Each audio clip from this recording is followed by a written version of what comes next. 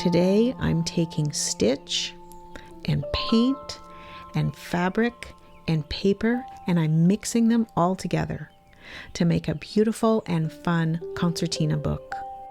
Join me today for every step of the process. I start with an acrylic ink drip painting. I fold it and cut it, and then I begin the stitching. I'm using Perle cotton size 8 to stitch on the pages. I'm going to make miniature collages that I add to the book. I'm going to add buttons and trims and flowers, and everything's going to be tied together with a ribbon. You can start with any type of paper you like. You can color on it. You can use watercolor. You can use paint. You can use whatever you have on hand. And I'll show you how to take a piece of rectangular paper and cut it and add fabric and stitch and make your own personalized, beautiful book. This is such a fun project. I'm glad you're here. Let's get started. So this is the paper that I'm going to be starting with today. So this piece is 7 by 10 inches or 17.8 centimeters by 25.4 centimeters. And this is 140-pound watercolor paper, so it's quite thick. And then on top of that, of course, I've added a few layers of paint. So what I used here is acrylic ink. These come in bottles with little droppers. And I just began dripping the ink on this paper and tilting the paper around, and I kept adding layers and layers of color. And you can use whatever type of paper you want for this. You can use a thinner paper. It doesn't have to be this thick. And for this method, it's best if the piece of paper that you're using is rectangular. So after I added all of this acrylic ink, I let this piece dry. And you can see that it's dried with this nice satin sheen to it. Now the way that I'm going to be folding this is making a concertina. So I've taken a piece of white paper to show you what my plan is with this. It's going to end up a small little book like this. So it starts with the piece of paper that's folded, and I've put little F's all over the paper so you can see where the front is. And after folding, I've cut in 3 places, and then that allows me to fold it into this continuous book. So I'm going to show you how I did that. I also want to mention that the back part of the paper will be seen at some spots. So I took some of the extra paint that I had and I spread it on the back. So I actually have paint on both sides. But I do have one side that I consider the front. The other thing that I'm going to be using is a bone folder. Now you can use a ruler or any kind of strong straight stick, and that's just going to help me when I'm folding this thick paper. So here's the method I'm using to fold this. I'm going to fold the piece in half along the long side and then bring my bone folder in to kind of make that crease stronger. And then I'll unfold that and I'll take the edge and fold that towards the middle on both sides. And so that gives me 4 separate long columns. And then I'm going to turn it the other way and I'm going to fold it in half, make a nice crease there, and then do the same thing, bring those edges up to that midpoint. So I've created 4 rows going the other way. So now all I have to do is cut this piece. So I'm going to show you how I do that. So you can see here I've put some red dotted lines, and that's where I cut this paper. So you start on the one side and you cut from the edge all the way up to the corner of that last box without cutting all the way through. And then I go to the other side and I do the same thing. I start at the edge and I cut all the way up just to the beginning of that last box and I stop. And then I come back onto that first side and I do the same thing. So there's 2 cuts on one side and 1 cut on the other, and that's in the middle. So there's 2 on the edges and 1 in the middle. Just those 3 cuts is enough to be able to fold this up and make this little booklet. So now I've cut my paper in those 3 spots, and I've chosen some threads that I'm going to stitch with today. So I'm using Perle Cotton size 8, and I've chosen some colors that are going to coordinate with the colors going on in my painting.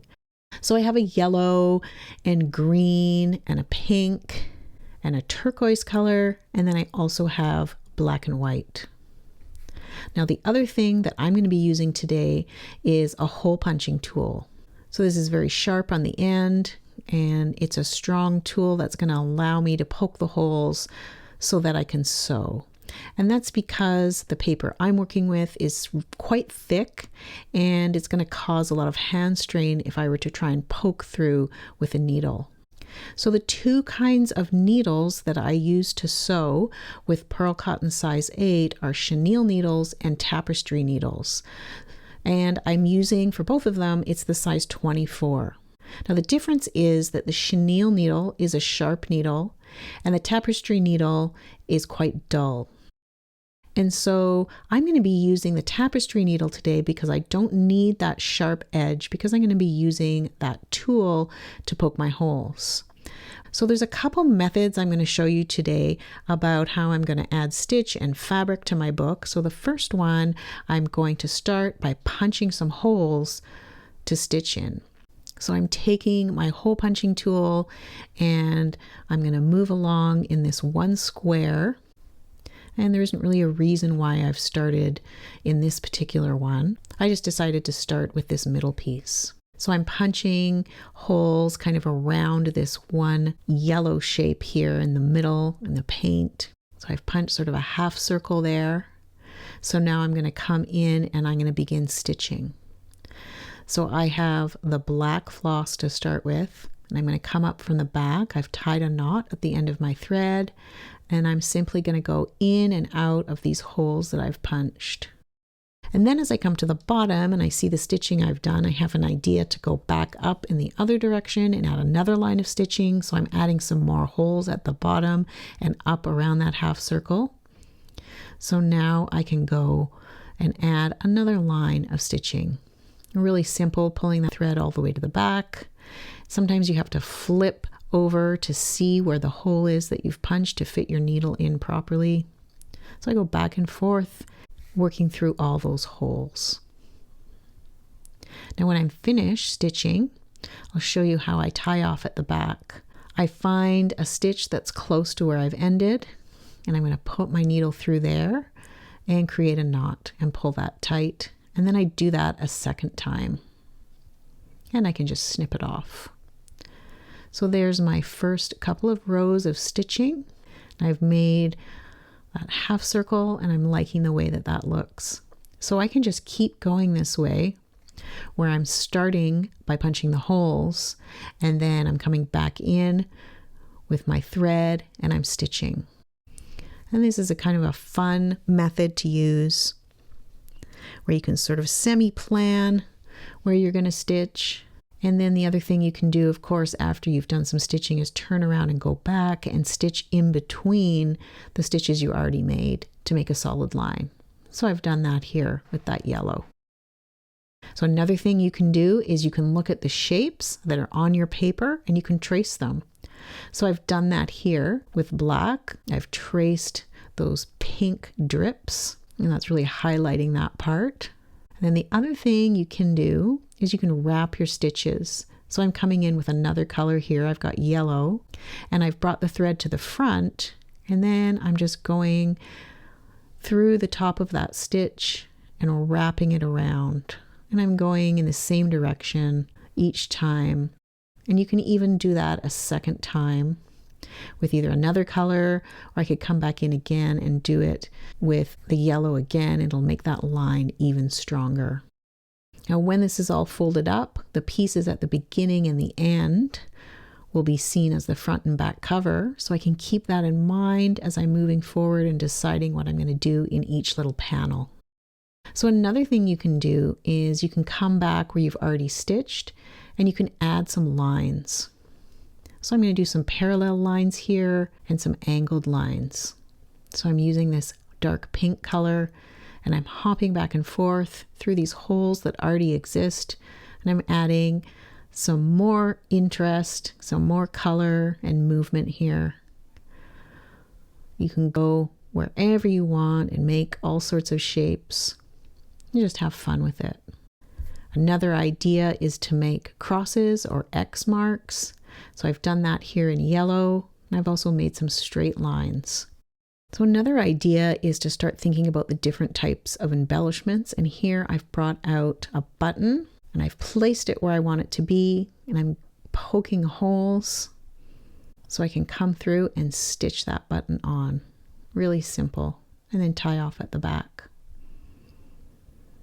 So you can look and see what you have in terms of embellishments and just keep adding. So here I've found this flower that's part of a trim, and I snipped off one of the flowers.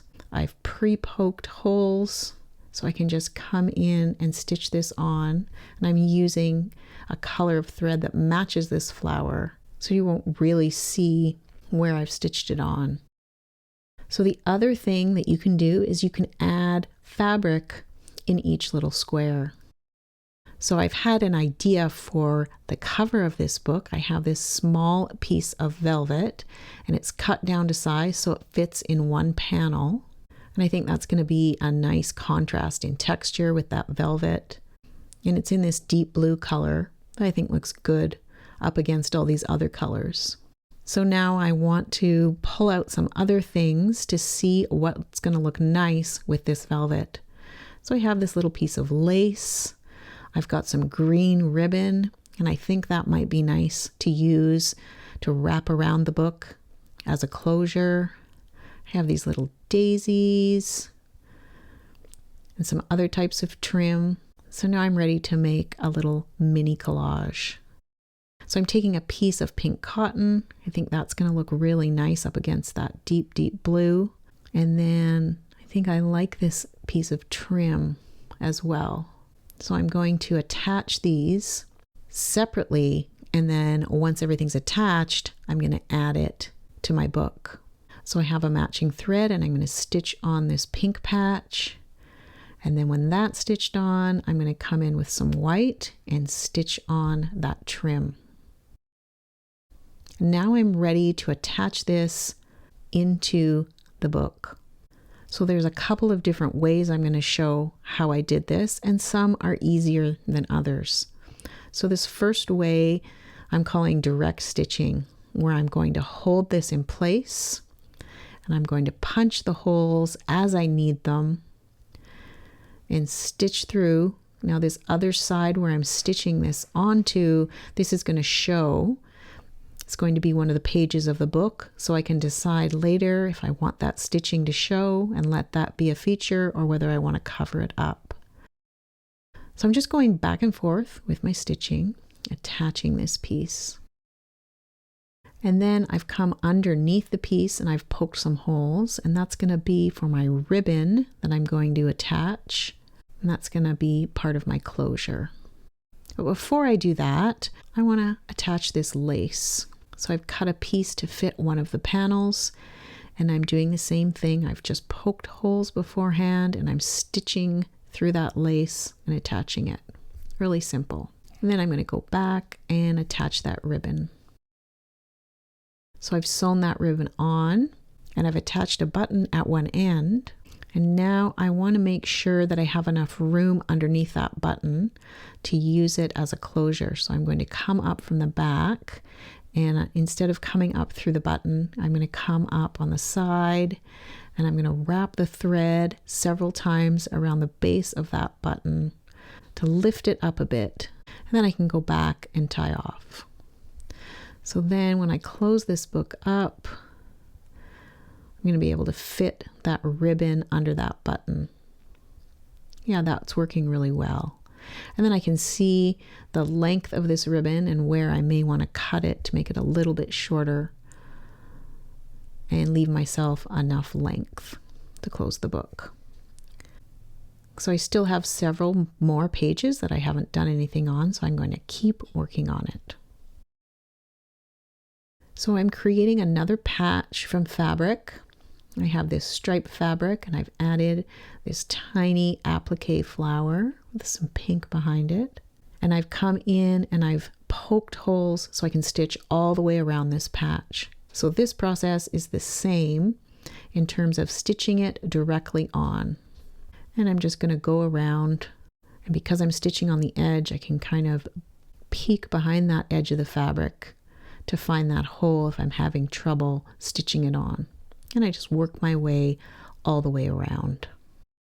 So there's that little patch attached, and when the book's open, those two pages are going to be facing each other, and I'm liking the way that that looks. Now I'm going to be stitching another patch on, and this fabric is quite thin, and I'm thinking of adding some French knots to it. So what I've done is I've ironed some interfacing onto the back of this fabric so that it's a bit thicker and more substantial for the stitching that I want to do. I'm going to add those French knots. So here's my piece of fabric all stitched and ready to attach. And I still have the thread attached at the back where I did my final French knot. So I've decided to use a glue stick to hold this in place while I stitch it. And this is going to be a much easier method than trying to hold it in place as I stitch. So first I'm going to come in with my poking tool and make that first hole so I can take that thread to the back. And then I'm going to bring out just regular glue stick. This one goes on purple and then it disappears. And I'm going to put the glue directly on to my book because that's a little bit easier given that I've already pulled the thread through to the back. And then I'm going to press down, put that exactly where I want it, and that's held in place.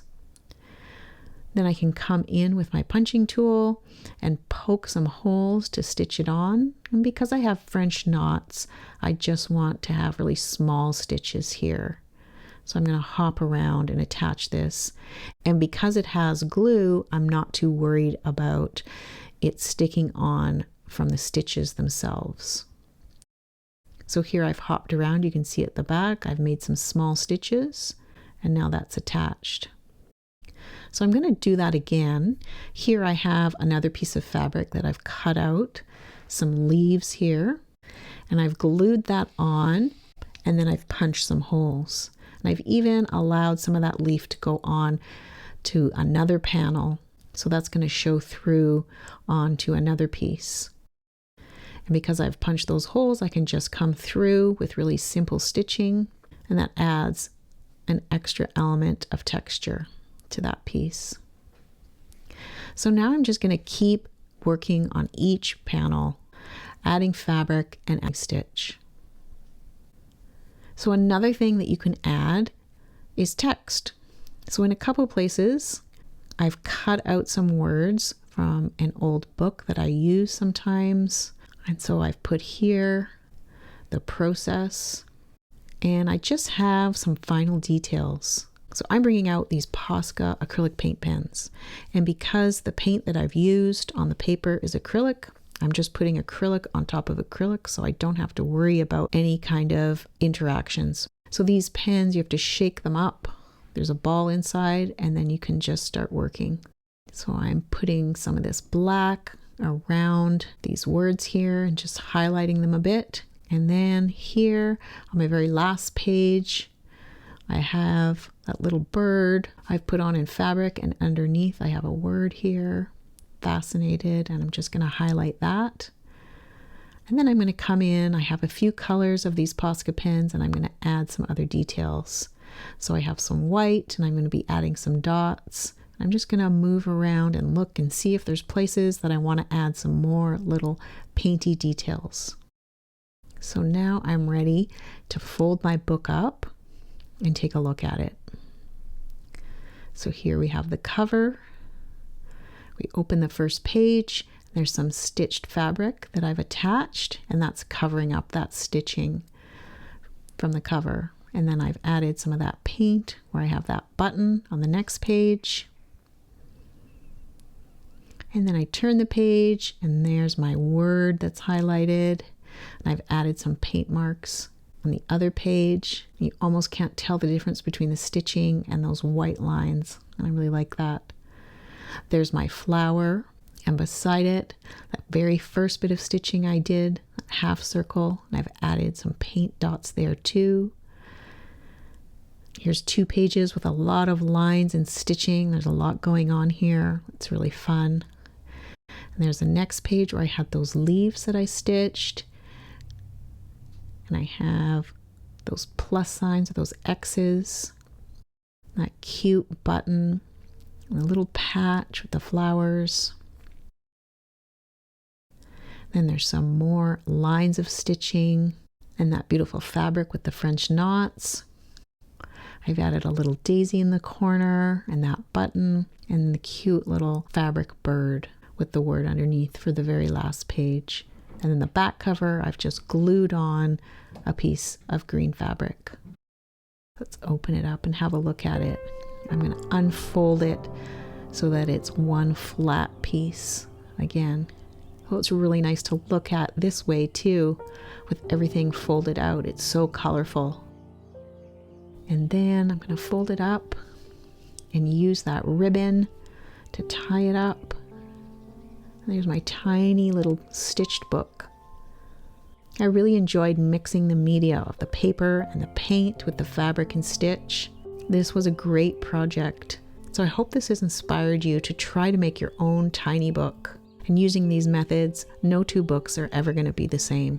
Thank you so much for joining me. Until next time, happy stitching.